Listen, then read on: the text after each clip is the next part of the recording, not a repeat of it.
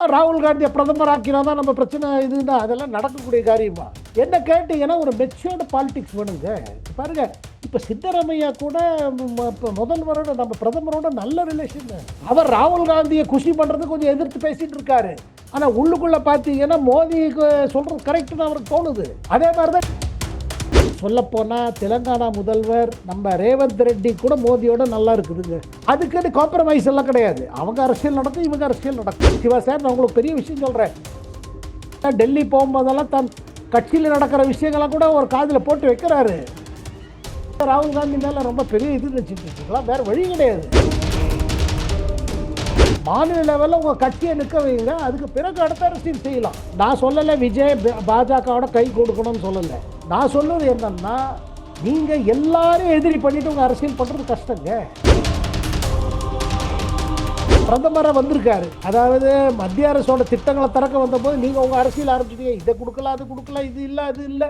உடனடியாக மத்திய அரசோட கோஆப்ரேட் பண்ணி அது புது கல்வி திட்டமாக இருக்கட்டும், இது மாதிரி இப்போ நீட்டை பொறுத்த மட்டும் உங்களுக்கு தெரியும், சுப்ரீம் கோர்ட் போட்ட ஆர்டர் இருக்குது. அதில் தேவையில்லாமல் ஆட்சியில் வந்த பிறகுலேருந்து 21லேருந்து என்ன பார்க்குறோம், இதெல்லாம் பண்ணி கொடுங்க, இல்லை நாங்கள் இது பண்ண மாட்டோம், இது பண்ணி, அதாவது இந்த மிரட்டலோடு நடக்கிற ஒரு அரசியல் இருக்குது பாரு. இந்த அரசியலில் எப்படி பிரதமர் மோடி ஒத்துப்பார்?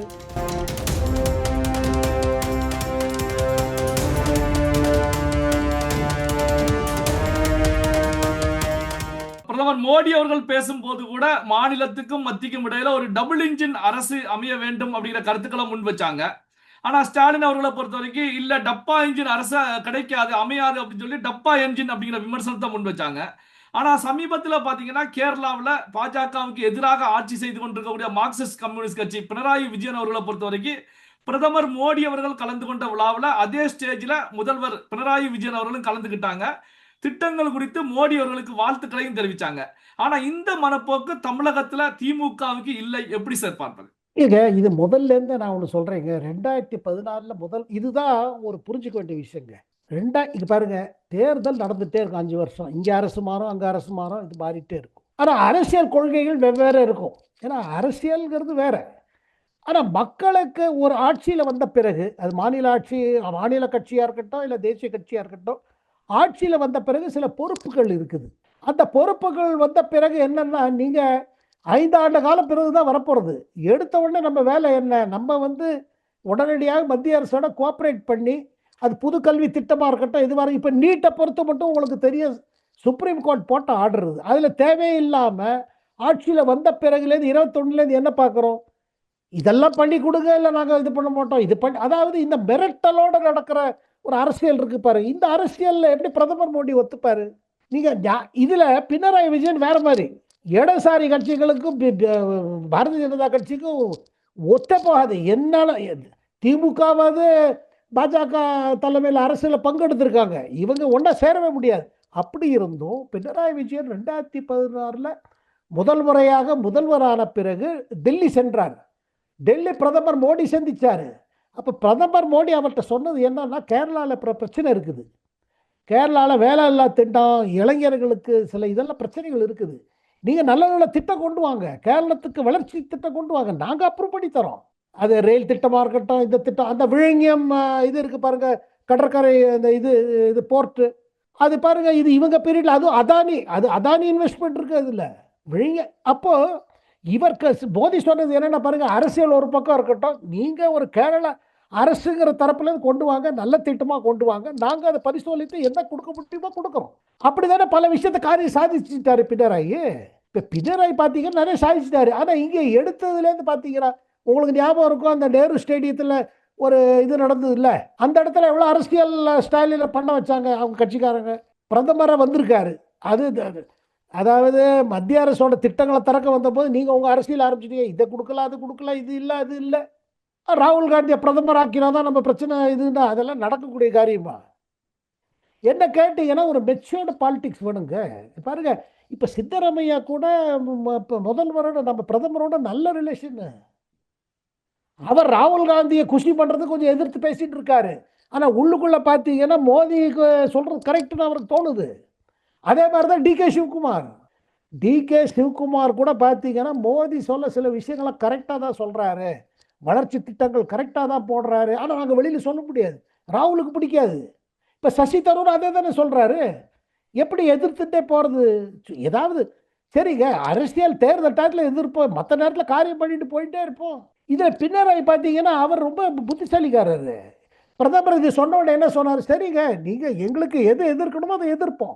இதில் பிரதமர் அதனால தான் நீங்கள் பார்த்தீங்க அந்த கேரளத்தில் நடந்த ஃபங்க்ஷனில் பினராயி விஜயனோட பாடி லாங்குவேஜ், பிரதமரோட பாடி லாங்குவேஜ் பாருங்கள், நல்ல கோஆப்ரேஷன் இருக்குது. அவர் கையை பிடிக்கிறாரு, இவர் கையை பிடிக்கிறாரு, கூட்டி அழைச்சிட்டு வர்றாரு. இந்த பாடி லாங்குவேஜ்ல என்ன தெரியுது? பர்சனல் ரிலேஷன்ஸ் எப்போதும் நல்லா வச்சுக்கணும். சித்தராமையா அதே தான் சிவா சார், நான் உங்களுக்கு பெரிய விஷயம் சொல்கிறேன். சித்தராமையா டெல்லி போகும்போதெல்லாம் தன் கட்சியில் நடக்கிற விஷயங்கள்லாம் கூட ஒரு காதில் போட்டு வைக்கிறாரு. இந்த சித்தராமையா ராகுல் காந்தி மேலே ரொம்ப பெரிய இது நினச்சிட்டு இருக்கீங்களா? வேற வழி கிடையாது. இவர் ராகுல் காந்தி என்னடானா என்னவோ பேசுகிறாரு. ட்ரம்ப் சொல்கிறது சரி, இந்தியாவோட பொருளாதாரம் படுத்து போச்சு, செத்து போயிடுச்சு. அப்போ ட்ரம்ப் எதை சொன்னாலும் நீங்கள் நம்புவீங்களா? ஏன்னா மோதி மேலே இருக்கிற ஒரு வெறி. அப்போ ட்ரம்ப் சொல்கிறது சரி, இந்தியா பொருளாதாரம் செத்துருச்சு, அது கரெக்டு. இந்த அரசியல் சரி அரசியல் இல்லைங்க. இது பாருங்க, பொலிட்டிக்கலி உங்களுக்கு ஐடியாலஜிக்கல் டிஃபரன்சஸ் இருக்கும். இந்த தப்பு தான் விஜய் பண்ணியிருக்காரு ஆரம்பத்திலேருந்து. எடுத்த உடனே மோதி மேலே அர்ச்சனை பண்ணிட்டானா எப்படி நடக்கும்? நீங்கள் இப்போ விஜயில் பிரச்சனை என்ன தானே, இப்போ புது கட்சிங்கிறது பிரச்சனை தெரியுது பாருங்க. நீங்கள் ஒரு கோலாக போகணும். உங்களுக்கு இங்கே மாநில இதில் களத்தில் இறங்குறீங்க, உங்களுக்கு மாநில களத்தில் யார் எதிர்க்கிறீங்க? இப்போ திமுக எதிர்க்கிறீங்க. அப்போ எதிர்க்கும் போது அது மேலே ஃபோக்கஸ் வைக்கணும் இல்லை?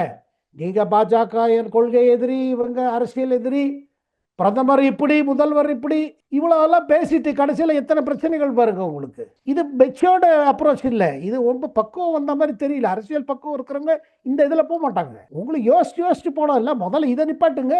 மாநில லெவலில் உங்கள் கட்சியை நிற்க வைங்க, அதுக்கு பிறகு அடுத்த அரசியல் செய்யலாம். நான் சொல்லலை விஜய் பாஜகவோட கை கொடுக்கணும்னு சொல்லலை. நான் சொல்லுவது என்னன்னா, நீங்கள் எல்லாரையும் எதிரி பண்ணிட்டு உங்கள் அரசியல் பண்ணுறது கஷ்டங்க. எல்லாருமே உங்களை எதிரிகளாக இருப்பா, கொள்கை எதிரிகளாக இருப்பா, இதுவாக இருப்பா. ஆனால் நீங்கள் ஸ்டேஜ் 1 by 1 போனோம். ஸ்டேஜ் 1 ஸ்டேஜ் 2 போயிருந்தாருன்னா இன்னைக்கு விஜய் இந்த பிரச்சனை எல்லாம் மாட்டிட்டு இருக்க மாட்டார். கொஞ்சம் அனுபவம் வந்திருக்கும். இந்த அரசியல் அனுபவம் உள்ளவர்களோட பக்கத்தில் வச்சுட்டு இருக்கணும். ஆனால் அவருக்கு யார் என்ன அட்வைஸ் பண்ணுவாங்களோ அவங்களுக்கு பிஜேபி மேலே ஒரு வெறி. அதனால் சரி, நீ இவருக்கு எதிர்த்து பேசுங்க, அவருக்கு எதிர்த்து பேசுங்க. ஆனால் மக்கள் அப்படி பார்க்க மாட்டாங்களே. சில தப்புகளில் பெரிய பெரிய தப்பு நடந்துருச்சு இல்லை? அதாவது என்னங்க, பர்சனல் ரிலேஷன்ஸ் பொலிட்டிக்கல் லீடர்ஸ்குள்ளே எப்போதும் நல்லா வச்சுக்கணுங்க. இது வட இந்தியாவில் பல எதிர்கட்சி தலைவர்கள் வச்சுக்கிறாங்க. நம்ம தென்னிந்தியாவில் என்ன தெரியல. அது நம்ம கலைஞர் எம்ஜிஆர் டயத்துலேருந்தே பார்த்தீங்கன்னா, அதுக்கு பிறகு கலைஞர் ஜெயலலிதா டயத்தில் பார்த்தீங்கன்னா பர்சனலாக போயிடுச்சு. அந்த பீரியட் அது இப்போ இனிமேல் அது போகாது. அதில் பின்னராயி பார்த்தீங்கன்னா மோதியோட நல்லா வச்சுருக்காரு, சித்தராமையாவுக்கு நல்லா இருக்குது. சொல்லப்போனால் தெலுங்கானா முதல்வர் நம்ம ரேவந்த் ரெட்டி கூட மோதியோட நல்லா இருக்குதுங்க.